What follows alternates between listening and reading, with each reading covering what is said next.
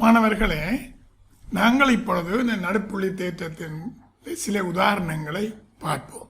எனவே இந்த பாடத்தில் நீங்கள் இந்த நடுப்புள்ளி தேற்றத்தை பயன்படுத்தி பிரச்சனைகளுக்கு நீங்கள் எப்படி தீர்வு காணலாம் என்றும் என்ன வழிமுறைகளில் நீங்கள் அதை தீர்க்கலாம் என்றதையும் பற்றி விவரமாக அறிந்து கொள்ள முடியும்.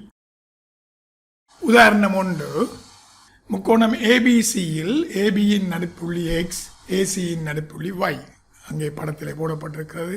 ஏஎக்ஸின் நீளம் 6 சென்டிமீட்டர், XYயின் நீளம் 9 சென்டிமீட்டர், AYயின் நீளம் 20 சென்டிமீட்டர். கேள்வி: BCயின் நீளத்தை காண்க.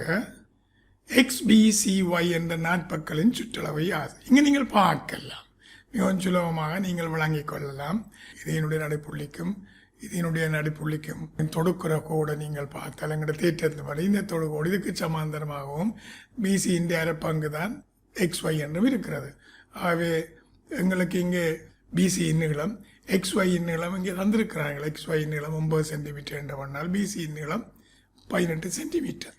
ஆகவே XBCY சுற்றளவு இந்த நீளம் தெரியும், இது 18 என்று தெரியும், இந்த நீளம் தந்திருக்கிறார்கள், இது 9 என்று தெரியும். ஆகவே நீங்கள் சுற்றளவை இலகுவாக கண்டுகொள்ள முடியும்.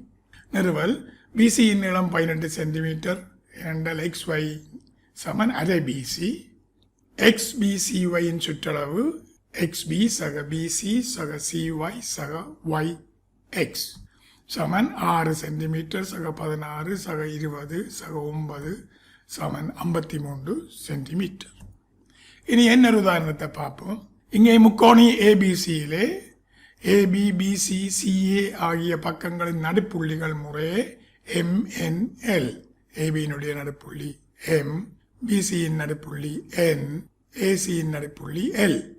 நாட்பக்கல் NCLM ஒரு நகரம், NCLM ஒரு நகரம். மிகவும் சுருக்கமாக நீங்கள் பாருங்க. இங்கே எங்கள் தேற்றத்தை பயன்படுத்தி பார்த்தால் இந்த ஏபி இந்த கோட்டுக்கு நடுப்புள்ளியையும் இந்த கோட்டின் நடுப்புள்ளியையும் தொடுக்கிற ML இந்த BCயினுடைய சமாந்தரமும் அரைப்பங்கு. ஆகவே இதை எடுத்தீங்கள் என்றால் BN சமன் NC இருக்கிறவனால் ML இது இந்த அரைப்பங்காக இருக்கிறவனால் ML சமன் NC, ML ஆல்சோ சமாந்தரம். ஏனென்றால் இது சமாந்தரமாக வரைய இந்த நடுப்புள்ளியை தொடுக்கிற கோடு இது சமாந்தரமாகவும் இருக்கும். ஆகவே இந்த NCLM என்றது ஒரு நகரமாக இருக்கும். நிறுவல்: BC சமாந்தரம் ML இரு பக்கங்கள் நடுப்புள்ளிகளை தொடுக்கும் கோடு. NC சமாந்தரம் ML, NC சமாந்தரம் ML இரண்ட BC அதுக்கு சமன் என்று படனால் அவ்வாறே AC சமாந்தரம் MN. இந்த முக்கோணத்தை எடுத்தோம்னா இந்த முக்கோணத்திலே இந்த பக்கத்தின் நடுப்புள்ளியும் இந்த பக்கத்தின் நடுப்புள்ளியும் தான் MN. ஆகவே இந்த MN இதுக்கு சமாந்தரமாகவும் இந்த ஏசியின் அரைப்பங்காகவும் இருக்கும். ஆகவே LC சமாந்தரம் MN. ஆகவே NCLM ஒரு நகரமா ஒரு சோடி எதிர்பக்கங்கள் ஒன்றுக்கொன்று சமாந்தரம். இனி இன்னொரு உதாரணத்தை பார்ப்போம். இங்கே பார்க்கலாம்.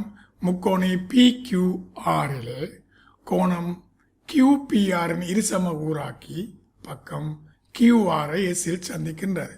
இந்த QPRனுடைய இருசம கூறாக்கி தான் இந்த PS இந்த கோணம் ரெண்டு கோணம் சமகோணமாக பிரிக்குது.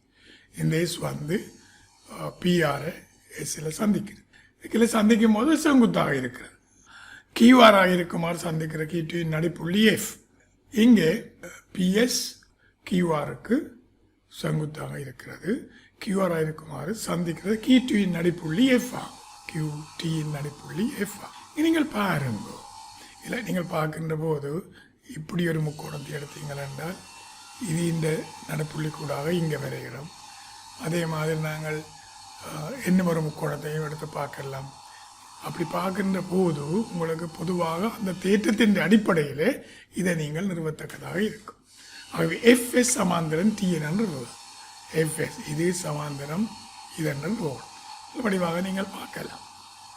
இப்பொழுது நாங்கள் இந்த நிறுவலில் என்ன செய்ய வேண்டும் என்றால் QS சமன் SR என்று நிறுவனம் என்றால் இந்த RQT என்ற முக்கோணத்திலே நடுப்புள்ளி கூடாக இந்த நடுப்புள்ளி கூடாக இந்த நடுப்புள்ளி எஃப்எஸ் என்று தொடுக்கிறது இந்த டிஆருக்கு சமாந்தரமாகவும் டிஆரின் அரைவாசியாகவும் இருக்கின்ற எங்களுடைய தேற்றம் கூறுகிறது.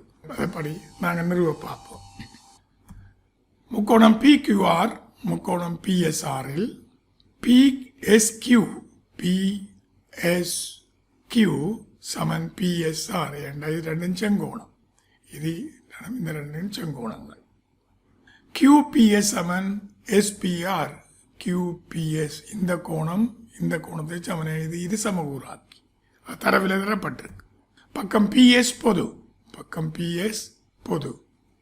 ஆகவே PQS ஒருங்கமைவுகிறது PSRோடு. இந்த பெரிய முக்கோணம் இதுவும் இந்த முக்கோணமும் ஒருங்கிதவி முக்கோணங்கள். ஆகவே QS சமன் SR. ஆகவே QS சமன் SR. முக்கோணம் QRTயில் இனி நீங்கள் பாருங்க, நான் முன்ன சொன்ன மாதிரி QR இங்கே இருக்கு. QRT என்ற இந்த முக்கோணத்தை எடுத்து இது இந்த நடப்புள்ளி S என்று தெரியும், இது இந்த நடப்புள்ளியும் F என்று தெரியும் தரவில். ஆகவே இரண்டையும் தொடுக்கிற கோடு நிச்சயமாக மூன்றாம் பக்கமான RTக்கு சமாந்தரமாகவும் நிரப்பங்காகவும் இருக்கும். QF சமன் FT QS சமன் SR நிறுவப்பட்டது. எனவே FS சமாந்தரம் TR FS சமாந்தரம் TR என்ற ஒரு முக்கோணின் இரு பக்கங்களின் நடுப்புள்ளிகளை இணைக்கும் கோடு மூன்றாம் பக்கத்துக்கு சமாந்தரமாகும். இந்த பக்கத்தின் நடுப்புள்ளியையும் இந்த பக்கத்தின் நடுப்புள்ளியையும் இணைக்கும் இந்த FS என்ற கோடு மூன்றாம் பக்கத்துக்கு சமாந்தரமாகும் என்றால் நடுப்புள்ளி தேற்றம். இங்கே ஒரு பயிற்சியை நாங்கள் இப்போ பார்ப்போம்.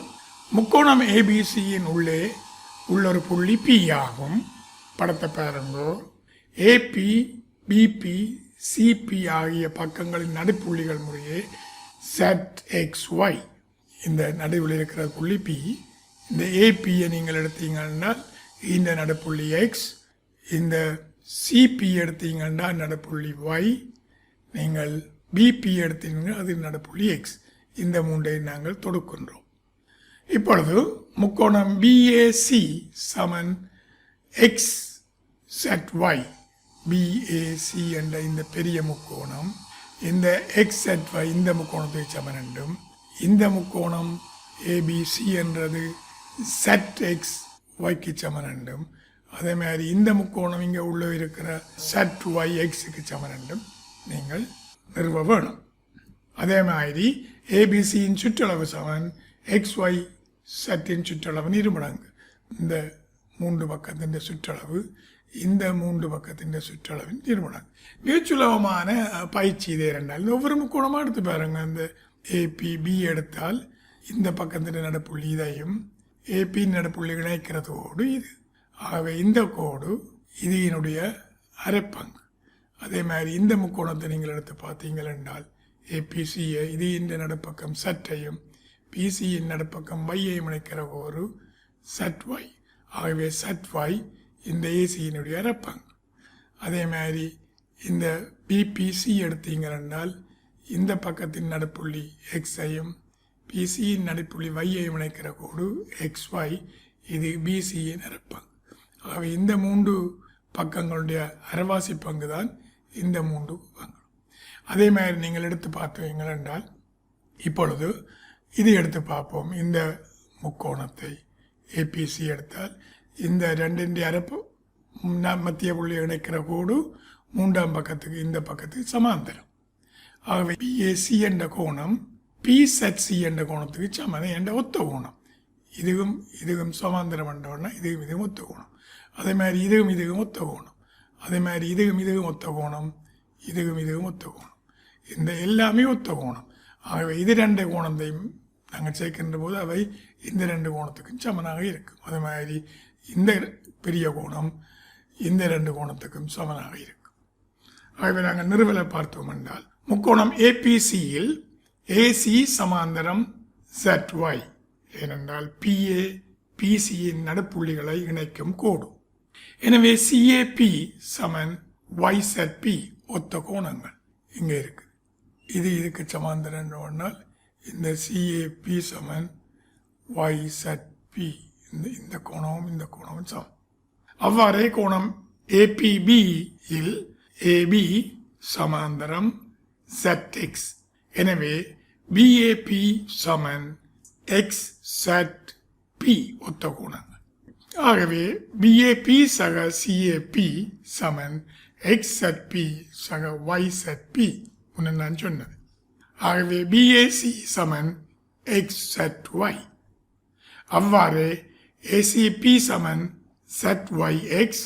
அதே போல CPA சமன் ZXY ஆகும்.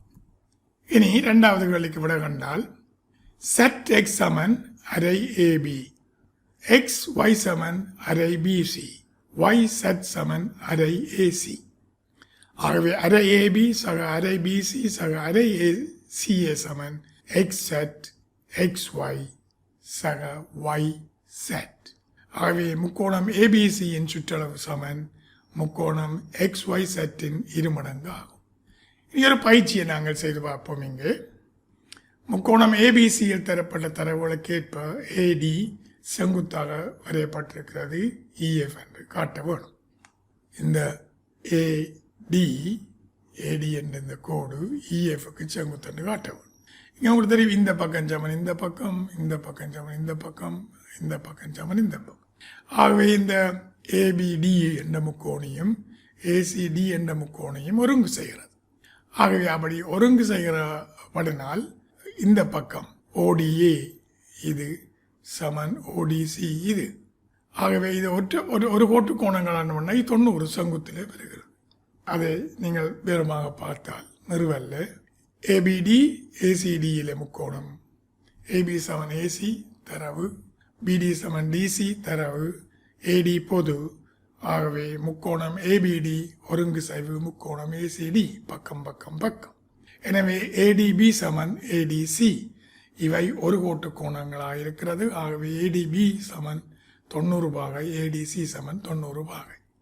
இனி நீங்கள் பார்க்கலாம், இந்த பக்கத்தினுடைய மத்திய புள்ளிக்கும் இந்த பக்கத்தினுடைய மத்திய புள்ளிக்கும் இணைக்கிற EF என்ற கோடு BCக்கு சமாந்தரம் என்று தெரியும் உங்களுக்கு. ஆகவே இந்த ODC என்ற இந்த முக்கோணம் செங்கோணம் இந்த AOF என்ற செங்கோணத்துக்கு இந்த கோணத்துக்கு சமன். ஆகவே இதுக்கு ஒரு செங்கோணம், ஆகவே இதுக்கு ஒரு செங்கோணம். ஆகவே இந்த AD என்ற கோடு EF என்ற கோட்டுக்கு செங்குத்தாக இருக்கிறது. BC சமாந்தரம் EF AB ACயின் மத்திய புள்ளிகளை இணைக்கின்ற கோடு. ஆகவே ADB சமன் AOC, ADB சமன் AOE. இந்த கோணம் இந்த கோணத்துக்கு சமன், அதே மாதிரி இந்த கோணம் இந்த கோணத்துக்கு சமன். எனவே AOE சமன் AOF சமன் 90 பாகை. ஆகவே இந்த AD என்ற கோடு EF என்ற கோட்டை செங்குத்தாக வெட்டுகிறது.